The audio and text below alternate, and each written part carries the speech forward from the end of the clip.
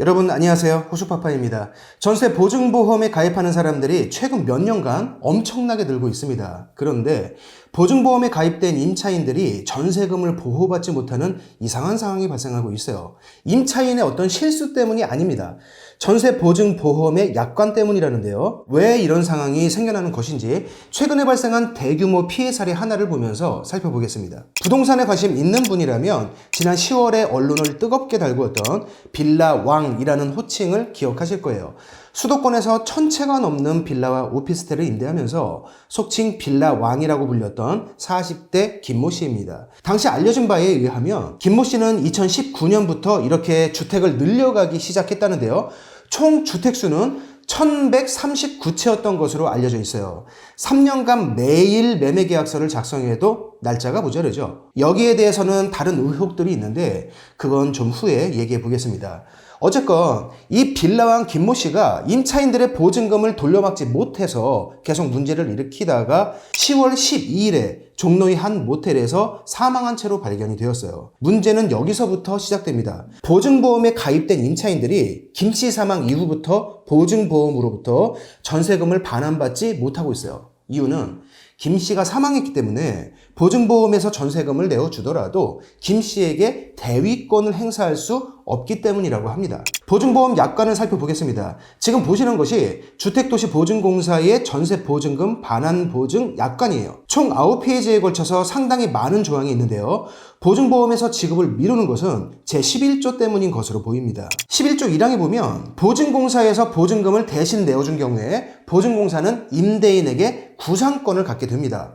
보증 채권자는 임차인이고요. 주 채무자는 임대인을 말하는 건데요. 정리해서 말씀드리면 임차인이 임대인에게 가지는 권리, 보증금 반환 청구에 대한 그 권리를 보증공사 측이 대위해서 갖게 된다는 얘기죠. 11조 2항에서는 그렇게 하기 위해서 임차인은 보증공사의 대위 변제권에 필요한 서류를 공사에 제출해야 한다는 내용이 있습니다. 다시 정리해 드릴게요. 보증공사에서 임대인 대신 임차인에게 전세금을 돌려주면 임차인이 가지고 있던 전세금 반환 채권을 보증공사가 넘겨받아서 임대인을 직접 상대하고 추후에 돈을 다시 받아내는 것이 바로 전세보증보험의 구조입니다. 그리고 약관 제11조에 따라서 임차인은 그 권리를 넘겨주는 서류를 보증공사에 제출해야 해요. 그런데 제출할 수가 없죠. 왜? 임대인이 사망했고 사망한 임대인을 상대로는 계약 해지 통보와 권리금 반환 채권 행사가 모두 불가능하니까. 유일한 방법은요, 사망한 임대인의 상속인 또는 부동산의 양수인에게 권리 행사를 하는 것인데요. 현재 사촌 이내의 친인척 중 누구도 상속을 받으려고 하거나 부동산을 양수받으려는 사람이 없습니다. 때문에 임차인들은 현재 일시적으로 권리 행사의 대상이 존재하지 않는 상태이고요. 누구에게 청구해야 하는지 그 대상이 없기 때문에 보증공사에서 원하는 관련 서류를 정확하게 제출할 수 없는 겁니다. 그리고 보증공사는 본인들이 보증했던 전세금 지급을 하지 않고 있는 상황이에요.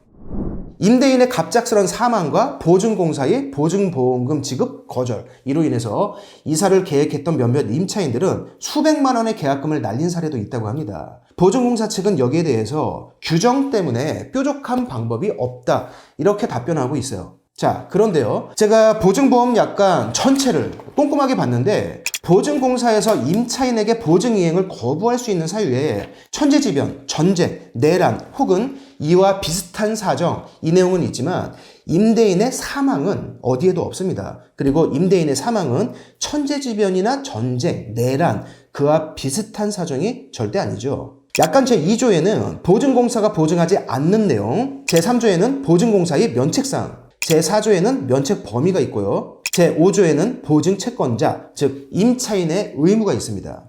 약관 어디를 살펴봐도요, 임대인의 사망으로 인해서 소유권에 잠시 공백이 생긴 경우에 공사는 보증보험금 지급을 미루거나 하지 않을 수 있다는 조항은 없어요.